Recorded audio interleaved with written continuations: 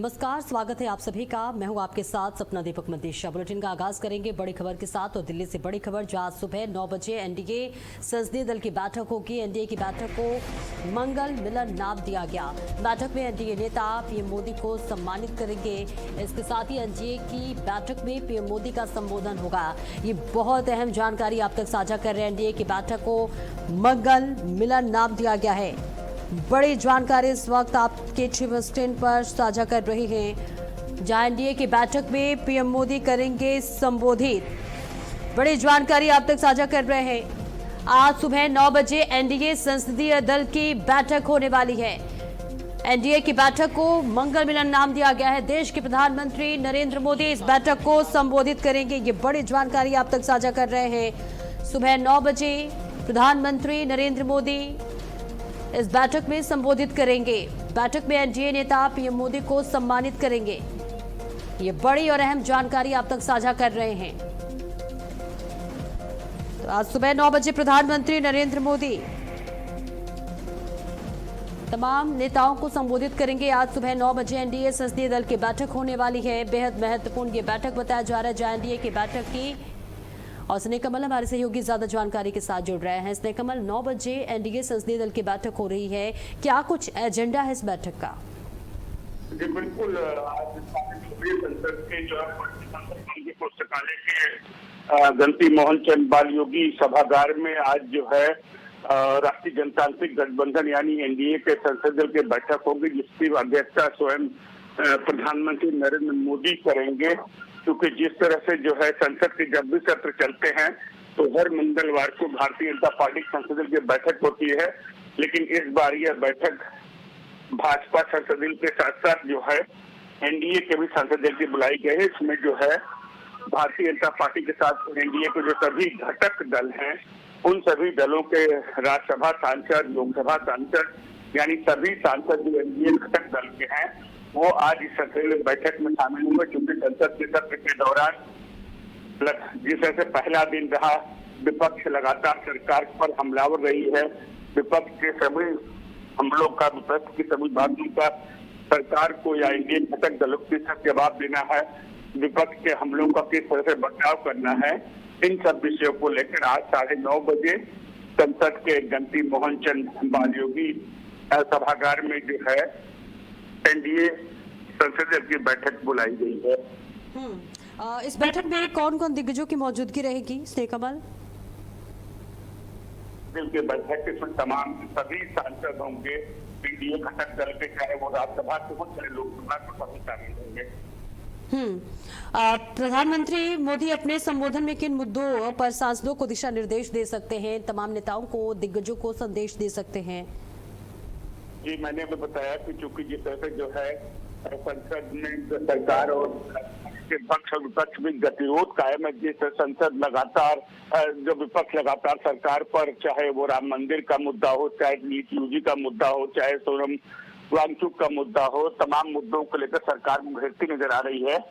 इन मुद्दों को कैसे जो है सरकार को कैसे जवाब देना है, विपक्ष के हम लोग कैसे जो है सामना करना है और जनता सरकार की योजनाओं को जनता तक कैसे पहुंचाना है, इन तमाम मुद्दों पर प्रधानमंत्री एनडीए के सभी सांसदों से चर्चा करेंगे।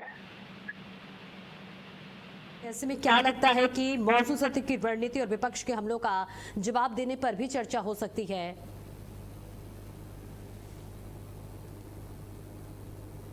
आप तक आवाज पहुंच पा रही है स्नेह कमल? जी पहुंच पा रही है। जी बताएं। मैंने कहा बिल्कुल इस पर चर्चा होगी, जिससे सरकार पर लगातार विपक्ष हमलावर है, तो सरकार की तरफ से जो है प्रधानमंत्री खुद इसकी अगुवाई कर रहे हैं और सांसदों को यह दिशा निर्देश देंगे कि विपक्ष के जिस तरह से हमलों का सामना करना है और सरकार की योजनाओं को जनता तक कैसे पहुंचाना है। बिल्कुल, बहुत बहुत शुक्रिया स्नेह कमल आपका इस महत्वपूर्ण जानकारी के लिए। तो देखिए, एनडीए की बैठक में आज पीएम मोदी का संबोधन होगा और बेहद महत्वपूर्ण ये बैठक बताई जा रही है। और लखनऊ से बड़ी खबर आपको बता दें, आज सीएम योगी की अध्यक्षता में कैबिनेट की बैठक होने वाली है। सुबह 10:30 बजे मुख्यमंत्री आवास पर बैठक होगी। कैबिनेट में कई अहम प्रस्ताव पर मुहर लग सकती है। योगी सरकार की अहम कैबिनेट बैठक है आज। कई महत्वपूर्ण फैसलों की उम्मीद जताई जा रही है। ये बड़ी जानकारी आप तक साझा कर रहे हैं। सुबह 10:30 बजे मुख्यमंत्री आवास पर यह बैठक होने वाली है। कैबिनेट में कई अहम प्रस्ताव पर मुहर लग सकती है। बड़ी जानकारी, योगी सरकार की अहम कैबिनेट बैठक है आज, और ऐसे में इस बैठक पर सभी की नजरें टिकी हुई है, क्योंकि इस बैठक में कई महत्वपूर्ण फैसले लेने की उम्मीद जताई जा रही है। तो बड़ी जानकारी आप तक पहुंचा रहे हैं, जहां आज मुख्यमंत्री योगी की अध्यक्षता में कैबिनेट की बैठक होने वाली है। सुबह 10:30 बजे मुख्यमंत्री आवास पर यह बैठक होगी। कैबिनेट में कई अहम प्रस्ताव पर मुहर भी लग सकती है। तो उत्तर प्रदेश के मुख्यमंत्री योगी आदित्यनाथ की अध्यक्षता में आज सुबह 10:30 बजे मुख्यमंत्री आवास पर कैबिनेट की महत्वपूर्ण बैठक होने वाली है, और इस बैठक में राज्य के विकास और जनता से जुड़े करीब 1 दर्जन प्रस्ताव, एक्सप्रेसवे, ग्रिड और आगामी मानसून सत्र से जुड़े मुद्दों पर मुहर लग सकती है। ये अहम जानकारी आप तक साझा कर रहे हैं प्रणवीर। ज्यादा जानकारी के लिए हमारे सहयोगी जुड़ रहे हैं। प्रणवीर, देखिए, आज सुबह मुख्यमंत्री योगी आदित्यनाथ की अध्यक्षता में ये बैठक होने वाली है। क्या कुछ एजेंडा रहने वाला है इस बैठक में? निश्चित तौर पे आपको बता दें कि इस तरीके से लगातार विकास कार्यों को लेकर के उत्तर प्रदेश के मुखिया योगी आदित्यनाथ बैठक करते हैं। उसमें आज कैबिनेट की बैठक है। सुबह 10:30 बजे भवन में ये बैठक शुरू होगी, और लगभग जो औद्योगिक जो विकास है, जो निवेश है, उन परियोजनाओं को लेकर के इसमें प्रस्ताव रखे जा सकते हैं। और जिस तरीके से जो सड़क, पुल, शहरी विकास से जुड़े तमाम ऐसे प्रस्ताव हैं जो इस बैठक में रखे जा सकते हैं। जन कल्याणकारी योजनाओं से जुड़े निर्णय इस बैठक में होंगे। और आपको बता दें कि ये बैठक उत्तर प्रदेश के मुखिया योगी आदित्यनाथ सुबह 10:30 बजे लोक भवन में लेंगे, और लोक भवन में बैठक लेने के बाद कहीं ना कहीं जो जनहित की योजनाएं होती है, जो आधे अधूरे पड़े कार्य हैं, उनका प्रस्ताव इसमें पास किया जाएगा। और दूसरा सबसे बड़ी बात है, जो जिस तरीके से सावन महीने में कांवड़ यात्रा है, उस पर भी कई प्रकार से जो फैसले लिए जा सकते हैं। सुरक्षा व्यवस्था को लेकर के इस सब तरीके से तमाम ऐसी चीजें हैं जिन पर आज कैबिनेट में बैठक होगी। और कैबिनेट बैठक होने के बाद जो है, उनके जो विभाग के मंत्री हैं, जिस विभाग के मंत्री हैं, जो फैसले लिए जाएंगे, वो सब कहीं ना कहीं मीडिया से बताया जाएगा कि किस प्रकार से फैसले लिए गए। ये मीडिया ब्रीफिंग लगभग 12:30 बजे होगा, क्योंकि उसके बाद लगातार जो है उत्तर प्रदेश के मुखिया योगी आदित्यनाथ का कार्यक्रम है, चाहे वो बहराइच का दौरा हो, चाहे वो श्रावस्ती का दौरा हो। क्योंकि 2 बजे उत्तर प्रदेश के मुखिया योगी आदित्यनाथ का 2 बजे बहराइच का दौरा है, और उसके बाद कहीं ना कहीं श्रावस्ती का दौरा है। तो आज कैबिनेट में किस तरीके से फैसले लिए जाते हैं और उस पर किन किन अहम मुद्दों पर मुहर लगता है, ये तो फिलहाल जो है कैबिनेट बैठक समाप्त होने के बाद ही पता चलेगा। जी बिल्कुल, देखिए, देखना होगा कि क्या कुछ एजेंडा रहने वाला है। इसके साथ ही साथ आगामी विधानसभा मानसून सत्र को लेकर भी सरकार क्या कोई रणनीति बना सकती है?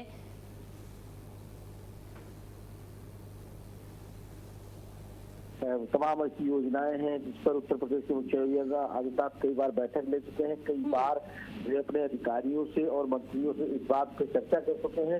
तमाम ऐसे मुद्दे हैं जो विकास के मुद्दे हैं, उन सब मुद्दों पे आज कहीं ना कहीं कैबिनेट की बैठक में रखा जाएगा, और उस पर कई अहम मुद्दों पर मुहर लग सकता है। जी बिल्कुल, देखिए, कैबिनेट बैठक के खत्म होने के बाद क्या लगता है, कुछ बड़े फैसले या फिर कुछ बड़ा ऐलान होने की संभावना हो?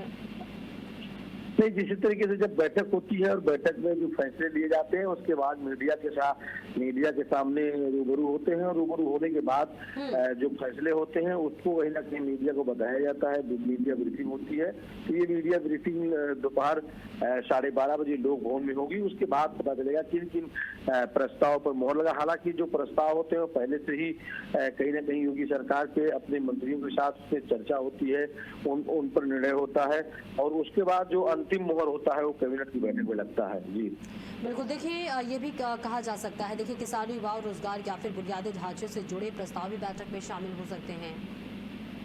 देखिए, जो जनहित के मुद्दे हैं, जैसे जो विकास के मुद्दे हैं, जो जनहित के मुद्दे हैं, जो किसानों से जुड़े हुए मुद्दे हैं, जो सरकारी के कर्मचारी हैं उनसे जुड़े हुए मुद्दे हैं, तो ऐसे मुद्दे जरूर कैबिनेट की बैठक में रखे जाते हैं। भर्ती नियमावली है, उससे संबंधित तमाम प्रकार की जो नियमावली होता है वो रखा जाता है। जन कल्याणकारी योजनाओं से जुड़े हुए प्रस्ताव रखे जाते हैं।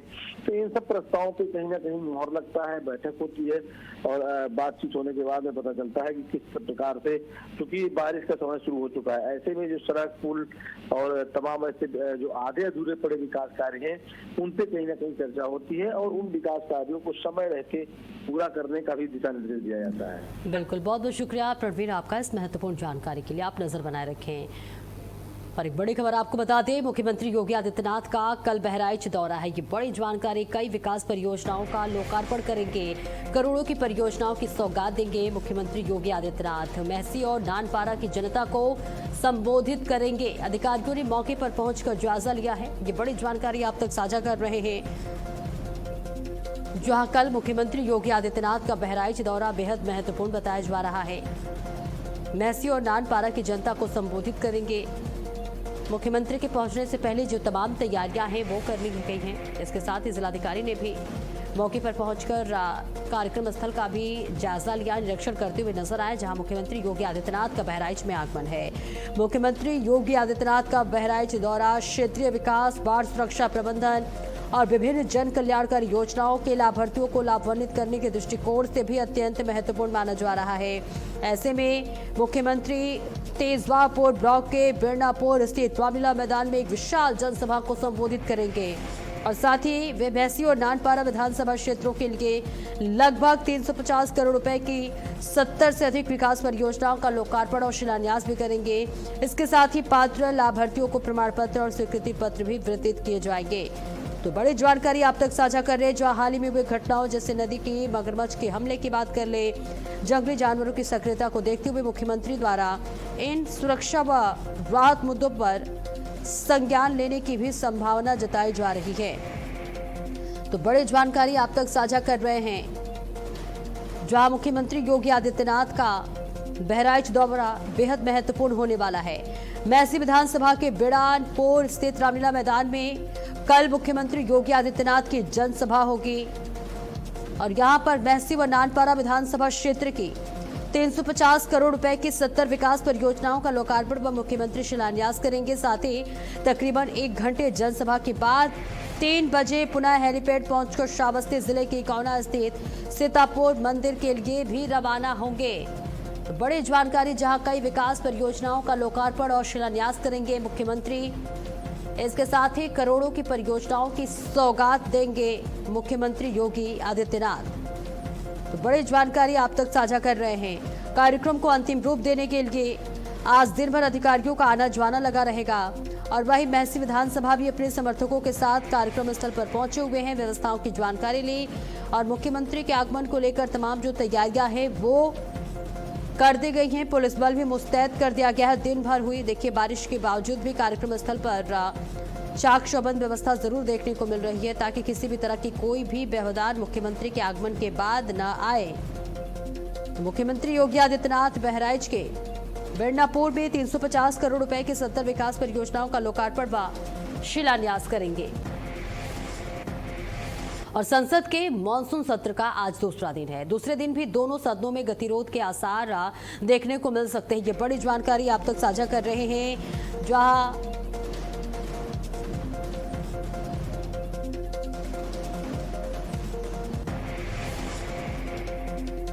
बड़ी जानकारी, जहां संसद के मॉनसून सत्र का आज दूसरा दिन है। हंगामेदार रह सकता है, क्योंकि कल जिस तरह से हंगामेदार रहा, ऐसे ही अंदेशा जताया जा रहा है कि आज भी हंगामे के आसार हो सकते हैं। फिलहाल ये बड़ी जानकारी आप तक साझा कर रहे हैं, जहां संसद के मॉनसून सत्र का आज दूसरा दिन है और ऐसे में ये अंदेशा लगाया जा रहा है कि दूसरे दिन भी दोनों सदनों में गतिरोध के आसार हो सकते हैं। तो बड़ी जानकारी आप तक साझा कर रहे हैं, जहां आपको बता दें संसद के मॉनसून सत्र के पहले दिन विपक्ष के भारी हंगामे और नीट पेपर लीक और इसके साथ ही राम मंदिर दान में कथित अनियमितताओं जैसे मुद्दों पर चर्चा की मांग के कारण दोनों सदनों की कार्यवाही बाधित रही थी और दूसरे दिन भी इसी गतिरोध और हंगामे के जारी रहने के पूरे आसार नजर आ रहे हैं। संसद का मॉनसून सत्र कल यानी कि 20 जुलाई से शुरू हो चुका है, 13 अगस्त तक चलने वाला है। कांग्रेस के नेतृत्व में विपक्षी दलों ने नीट परीक्षा में धांधली और अयोध्या स्थित श्री राम जन्मभूमि ट्रस्ट में मतदान चोरी को लेकर भी सरकार को घेरने की रणनीति बनाई है और ऐसे में हंगामे के बीच ही सरकार 5 नए विधेयकों और 2 लंबित विधेयकों को पारित कराने की तैयारी में और इसमें सुप्रीम कोर्ट में जजों की संख्या बढ़ाने और वंदे मातरम के अपमान को दंडनीय अपराध बनाने से जुड़े बिल शामिल है। तो ये बड़ी जानकारी, जहां पहले दिन हंगामे के कारण सदन में कोई खास कामकाज नहीं हो सका था और कई बार के स्थगन के बाद कार्यवाही पूरे दिन के लिए टाल दी गई। सत्र के पहले दिन का हंगामेदार शुरुआत और विभिन्न मुद्दों को लेकर संसद के बाहर व भीतर पूरी तरह से हलचल भी देखने को मिली। तो ये बड़ी जानकारी आप तक साझा कर रहे हैं, जो आज संसद के मानसून सत्र के पहले दिन विपक्ष के भारी हंगामे के बाद अब ये अंदेशा लगाया जा रहा है कि आज यानी कि दूसरा दिन भी हंगामे के आसार नजर आ सकते हैं। इसके साथ ही आपको बता दें कि पहले दिन नीट पेपर लीक, इसके साथ ही राम मंदिर दान में कथित अनियमितताओं जैसे मुद्दों पर चर्चा की मांग के कारण दोनों सदनों की कार्रवाई बाधित रही थी और वहीं दूसरे दिन यानी कि आज इसी गतिरोध और हंगामे के जारी रहने के पूरे आसार नजर आ रहे हैं। तो संसद का मानसून सत्र कल यानी 20 जुलाई से शुरू हो चुका है, 13 अगस्त तक चलेगा और आज दूसरा दिन है। और सहारनपुर से बड़ी खबर, जहां एआईएमआईएम का अखिलेश यादव पर निशाना। जी हां, सहारनपुर रैली की भीड़ पर एआईएमआईएम का बड़ा बयान सामने आया है। मुसलमानों को अब तक भागीदारी जो चाहिए, ये बड़ी जानकारी आप तक साझा कर रहे हैं। एआईएमआईएम ने अखिलेश यादव पर तंज कसा, मुसलमानों को अब भागीदारी चाहिए, बीजेपी को हराने के लिए साथ आए अखिलेश। वैसे के बिना अखिलेश सीएम नहीं बनेंगे। संसद विधानसभा में अपनी आवाज खुद उठाएगा मुसलमान। ये बड़ी जानकारी आप तक साझा कर रहे हैं, जहां सहारनपुर रैली के बाद एआईएमआईएम के तीखे बयान सामने आए हैं। जिसके बाद आपको बता दें कि एआईएम ने साफ साफ कहा है कि बिना एआईएमआईएम के अखिलेश यादव सीएम नहीं बन सकते, मुसलमानों का अब भागीदारी चाहिए। इसके साथ ही तमाम बातों का जिक्र करते हुए नजर आए। ये बड़ी और अहम जानकारी आप तक पहुंचा रहे हैं, जहां एआईएमआईएम का अखिलेश यादव पर तंज, जहां एआईएमआईएम ने कहा बिना हमारे साथ के आप सीएम नहीं बन सकते। तो बड़ी जानकारी आप तक साझा कर रहे हैं, जहां एआईएमआईएम ने अखिलेश यादव पर तंज कसा।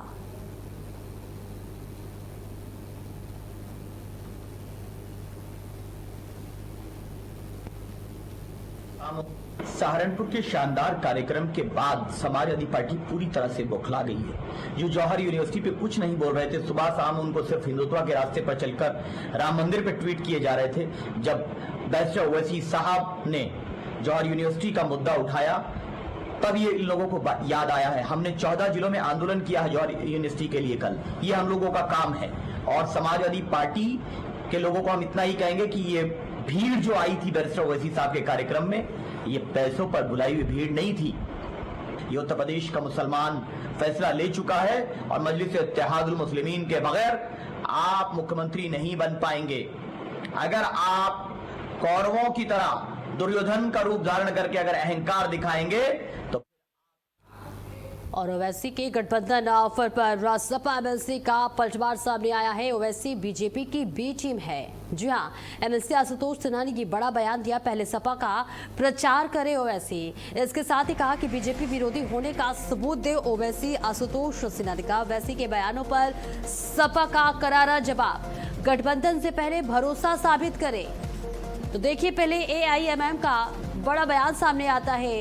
एआईएमआईएम कहता है कि बिना हमारे साथ के अखिलेश यादव मुख्यमंत्री नहीं बन सकते। और अब समाजवादी पार्टी की तरफ से ये बड़ा बयान सामने आया, एक तरह से कहे जवाब का पलटवार आया है। सपा ने कहा है कि पहले भरोसा साबित करें, पहले बताएं कि आप बीजेपी विरोधी हैं। इसके साथ ही पहले सपा का प्रचार ओवैसी करे, तब हम विश्वास करेंगे कि आप हमारे साथ हैं। बीजेपी विरोधी होने का सबूत दे। और ये बड़ी जानकारी आप तक साझा कर रहे हैं, जहां पहले एआईएमआईएम की तरफ से बड़ा बयान सामने आता है, अखिलेश यादव पर तंज कसा जाता है और कहा जाता है कि हमारे साथ के बिना आप उत्तर प्रदेश में मुख्यमंत्री नहीं बन सकते हैं। और अब इस बयान पर पलटवार करते हुए समाजवादी पार्टी आगे आई है। समाजवादी पार्टी ने साफ साफ कहा है कि पहले आप भरोसा दें।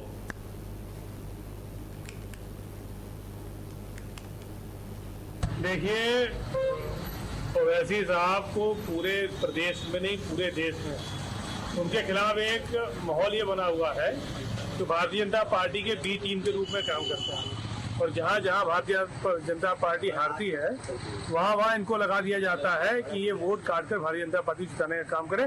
ऐसा लोगों में इनके प्रति अवधारणा बन गई है, और मुझे लगता है कि उनको अगर एक जो नैरेटिव उनके खिलाफ बन रहा है उससे बाहर निकलना है तो उत्तर प्रदेश के आम चुनाव में समाजवादी पार्टी के साथ बिना शर्त खड़ा होना चाहिए उन्हें, और समर्थन देना चाहिए, समाजवादी पार्टी के साथ खड़े रहना चाहिए। देखिए, और कौशाम्बी जिले में मानसून के दौरान सर्पदंश की घटनाओं में लगातार बढ़ोतरी देखी जा रही है। इसके बावजूद ग्रामीण क्षेत्रों में आज भी कई लोग सांप के काटने के बाद मरीज को अस्पताल ले जाने के बजाय झाड़ फूंक और तंत्र मंत्र के भरोसे छोड़ देते हैं। स्वास्थ्य विभाग का कहना है कि इलाज में होने वाली यही देरी कई मामलों में मरीज की मौत का कारण बन जाती है। सामुदायिक स्वास्थ्य केंद्र सराय अकेल के अधीक्षक डॉक्टर ललित सिंह ने लोगों से अंधविश्वास छोड़कर वैज्ञानिक उपचार अपनाने की अपील की है। उन्होंने कहा है कि सर्पदंश एक मेडिकल इमरजेंसी है और इसमें हर मिनट कीमती होता है। मरीज को बिना समय गवाए नजदीकी सरकारी अस्पताल या फिर स्वास्थ्य केंद्र पहुंचना चाहिए, जहां सर्पदंश के इलाज के लिए प्रशिक्षित चिकित्सक और आवश्यक एंटी स्क्रैप वेनम इंजेक्शन उपलब्ध रहते हैं।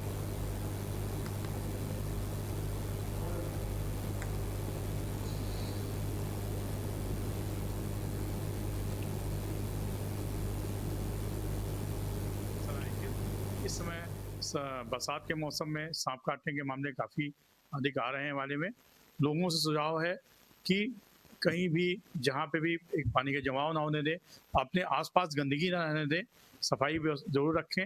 रात में ही पूरा कपड़े और जूते पहन के भी कहीं बाहर निकलें, टार्च वॉर्च लेके निकलें जिससे देखने में रहे।